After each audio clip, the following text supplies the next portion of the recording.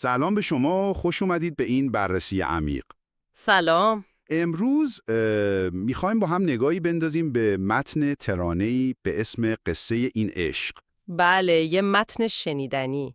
هدفمون اینه که حس و حال و مضامین اصلیش رو بکاویم، مخصوصا تمرکزش روی عشق، فداکاری و اون حالت سرمستی که توصیف میکنه. جالب این متن، حس خیلی شخصی داره به نظرم. درسته؟ آره، انگار از اون قالب شعر عاشقانه سنتی فارسی استفاده کرده، ولی خب یه جورایی امروزی ترش کرده. دقیقاً. مضمون اصلیش هم همونطور که گفتی یه عشق خیلی فراگیره. یه عشقی که انگار همه چیو گرفته. آره، از همون اولش معلومه. میگه به جز قصه این عشق چی گفتم چی شنفتم. بله. همش درد دلم بود اگه قصه میگفتم. یعنی کل روایاتش همینه، فقط همین قصه عشقه. و جالبه که میگه درد دلم بود. آره، نکتهش همینه. انگار این قصه گفتنه خود درد دل کردنه. یه جورایی با رنج همراهه. بعدم اون حرفایی نگفته و شعرایی نخونده. اوهو، چه حرفا که نگفته، چه شعرها که نخونده، که نشون میده چقدر عمیق این حس. انگار تو کلمه نمی گنجه، میدونی؟ کاملا. و این حس فقط یه احساس ساده نیستا، به یه فداکاری بزرگ میرسه. اونجا که میگه تو قلبم تو رو دارم اگه خونه بدوشم، آها، این خیلی قویه. من این عالم عشق رو با عالم نفروشم. ببین چه تعهدی. خونه بدوش یعنی چی؟ یعنی بی‌ثباتی، یعنی شاید هیچی نداره از نظر مادی. ولی مهم نیست براش. اصلاً، چون تو توی قلبش هستی. همین کافیه. همین اونقدر بهش قنا داده که این عالم عشق رو با هیچی عوض نمیکنه. این یعنی خود عشق ارزشش از همه چیز بالاتره. دارایی اصلی همینه. دقیقاً. و همین ارزش دادن جایگاه معشوق رو خیلی میبره بالا.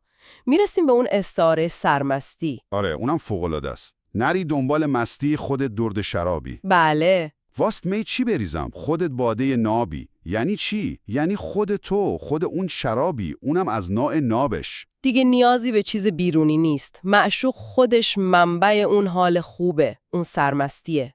و جالبه که این سرمستی باز هم با درد میتونه همراه باشه. این پارادوکس رو ببین. میگن عالم مستی همین عالم عشقه. خب چه خوشبخت دل من که دردش غم عشقه. اینجاش یکم مکس میطلبه. آره، چطور میشه از داشتن غم عشق خوشبخت بودین؟ عجیبه یکم. یعنی توی این نگاه انگار اون رنج و غمی هم که با عشق میاد خودش یه جور ارزشه. یه بخشی از خود تجربه است. و حتی خب باعث خوشبختیه. یه جورایی آره. اینجاست که آدم باید فکر کنه واقعا نقش رنج تو قصه‌های عاشقانه چیه؟ جای تأمل داره واقعا. شاید شدت اون احساسه که این حس خوشبختی رو میده، حتی اگه درد باشه. میتونه باشه. به هر حال واسه نشون دادن بزرگی معشوق تشبیه‌های خیلی قشنگی هم میاره. یادته؟ آره، اون تشبیهات خیلی خوبن. مثل مستی خیامه تو شعرام. انگار الهام بخشه. مثل بارون رو دریا. تراوت میده. مثل مهتاب تو صحرا. روشنایی میاره. بعدم که میره سراغ عاشقان معروف. مثل مجنون واسه لیلا، مثل وامق واسه عذرا. که بگه این عشق از اون جنساست. و آخرش هم مثل خورشید واسه فردا. یعنی دیگه فقط بحث زیبایی و الهام نیست، بحث ضرورته، حیاتی انگار. دقیقاً. و این همه توصیف و تشبیه و اینا آخرش به یه خواهش میرسه. اون قسمت آخر. بمون تا بتونم یه عاشق بمونم.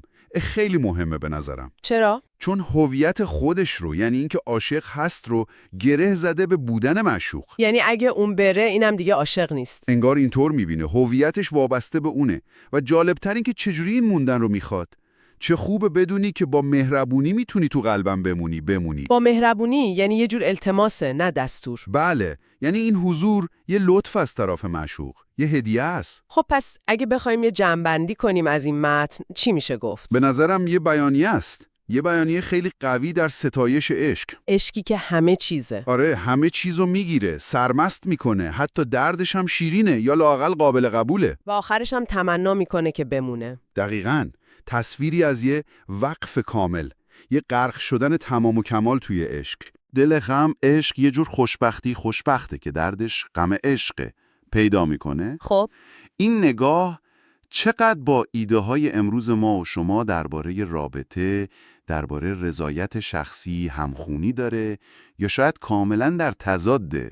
سوال خوبیه. آره، آدم رو به فکر میندازه که این آرمان‌های انقدر شدید رمانتیک تو دنیای امروز ما واقعا چقدر هنوز جا دارن و چقدر زندن.